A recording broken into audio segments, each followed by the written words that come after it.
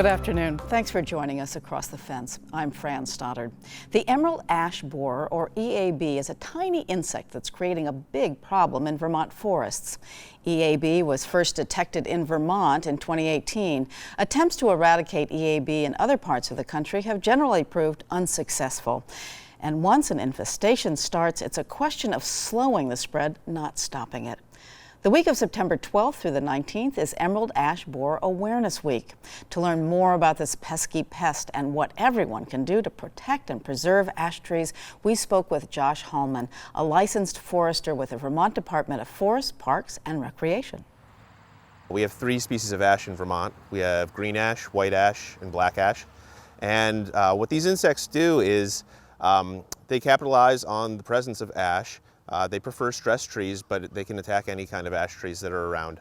And basically what they do is they lay eggs on the bark.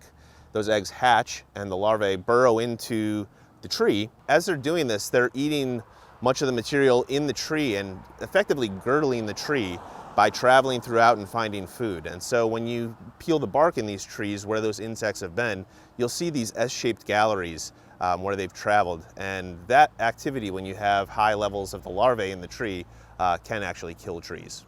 What's the current status of EAB in Vermont? We have a number of detections in the state right now. It was first detected 2 years ago, and it's kind of widespread throughout the state. It's not like every ash tree is in danger right now, but what we do have set up are what we call our infested area map. And that is a map of the whole state showing where we have confirmed detections, and from those confirmed detections we have areas that are either a high risk area of having the insect present or a confirmed infested area, which is closer to that particular point.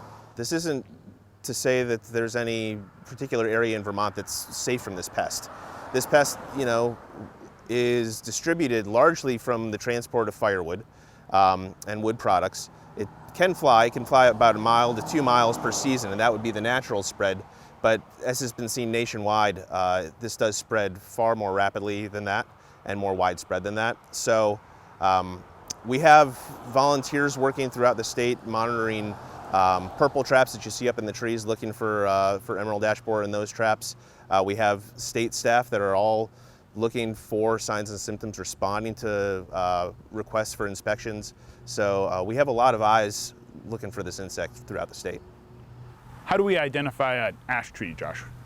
Whether it's white, green, or black ash, they all typically have this kind of fissured bark, this kind of pretty deep furrows. Sometimes people describe it as coming to a diamond shape on the bark where things kind of meet and expand.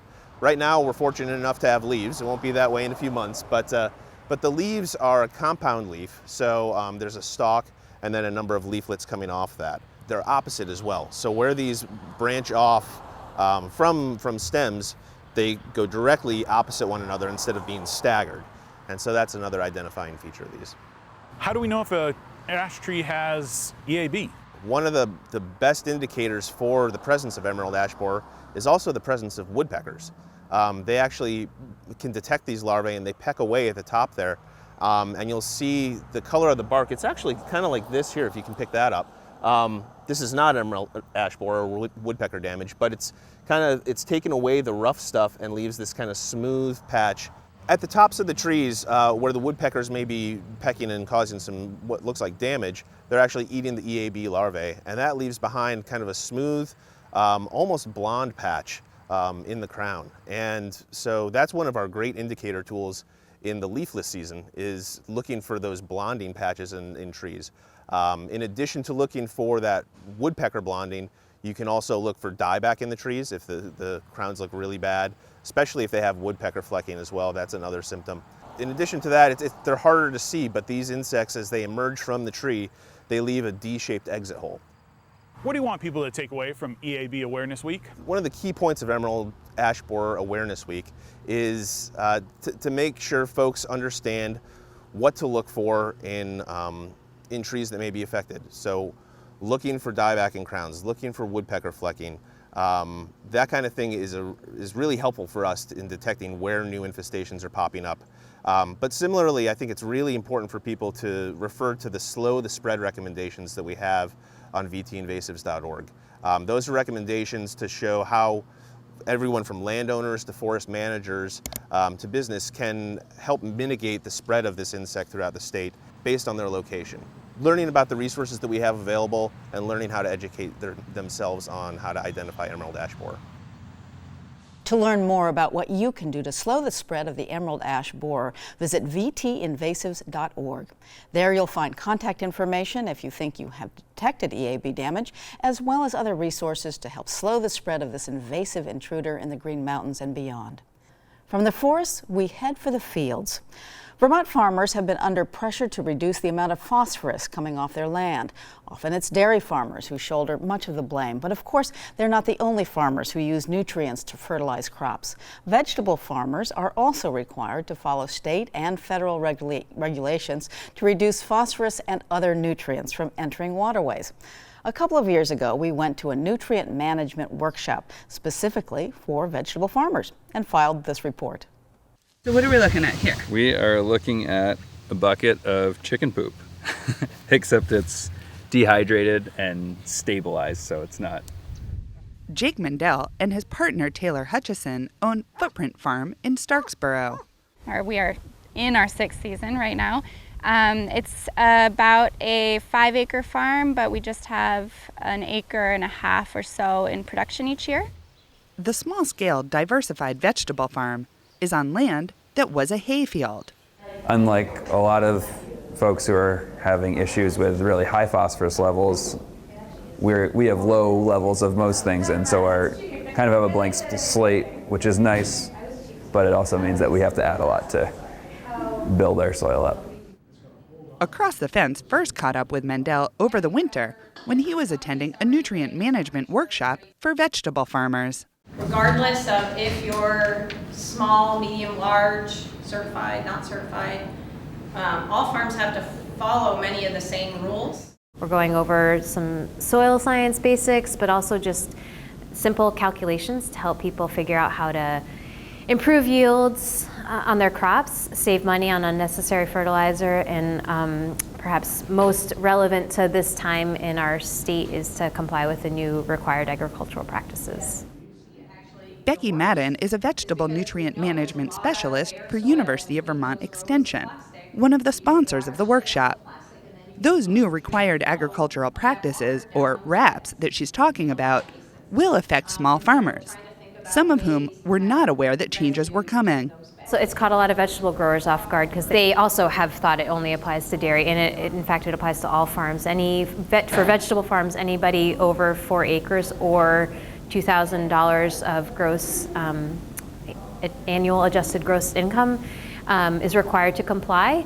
The folks with 50 acres or more in annual production are really the ones who are going to have to do a full-blown nutrient management plan and subject to inspection. The idea behind this workshop is to help farmers and service providers get up to speed on what the new rules will mean for them and get a clear sense of how to put a successful nutrient management plan in place. Presenters from UVM Extension and other organizations also share information about nutrient management, interpreting soil test results, and calculating and choosing the correct soil amendments. It's a balance between getting the nutrients you need available for your plants and to have them there when the plants need them in order to get sufficient yields, and then balancing that with not over-applying nutrients and causing water quality issues. And it comes down to just spending a little more time with the calculator and adding up the amount of given material that you're applying and making sure that they balance. Along with the workshops, specialists from Extension work one-on-one with farmers to help develop nutrient management plans for their operations. So we've actually worked with Becky for the last 2 years to develop a nutrient management plan for our farm. So it's been nice to work with her year after year because we can look back at what we've done, see how that worked. Did we put compost on this? They've made some changes over the past couple of seasons, and the results are promising. What have you guys seen so far? So much food. We've seen way more production than we ever have. We usually over plan, and this year we were like, oh my gosh, we're going to need 4 more restaurants to absorb all of this, which is awesome. Despite the success, they're still learning what works for their farm. We can't intercrop the same way that we used to if we're going to be putting so much nitrogen in right at the front. But we've also been able to grow crops that we've never grown out in the field before, mostly spinach, beets, and chard. We've never had a good crop, and we're on our 3rd summer succession of field spinach right now. One big change for Hutchison and Mendel has been their record keeping. It used to be that we'd have such spotty growth within a bed that it was really hard to tell what was going on. Was it a nutrient problem? Was it disease? Was it pests? I have no idea. But this year we have a much more even growth, and so we can tell, oh, that half of the bed doesn't look great. Oh, it's because we interplanted that with chard and the other half had carrots, and the carrot half is doing way better. So let's try side dressing the lettuce half and see if it catches up. And so we've been doing a better job of marking, this is where we started the amendment, and what day we did it and how much we put, and when did we start to see a difference. Hey, the lettuce bed is actually already prepped, so. There's always more to learn. So we're trying to incorporate more cover crop on our farm and having sort of a 5-year rotation where we can leave a whole block of our field in cover crop for a season and kind of break up a pest and disease cycle if that's there, or also add nutrients in without having to bring inputs from outside of our farm onto our farm. Helping Vermont's farmers comply with new regulations by teaching them to rethink their approach to soil management. It's good for the land, good for the crops, and good for the farmer's wallet.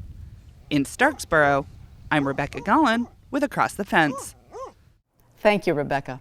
And that's our program for today. I'm Fran Stoddard. Stay well.